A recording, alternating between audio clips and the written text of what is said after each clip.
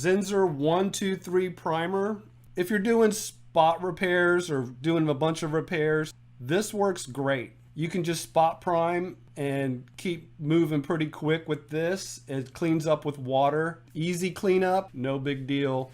But even like new drywall, I like to use this over the PVA primers. That's just like putting water with a little glue in it. So I like to use a good heavy bodied primer. That way you don't have to keep using a bunch of top coat. So you use the PVA, you're still gonna have to prime it anyway. So what I like to do on repairs for spot priming is just use the Zinsser 123.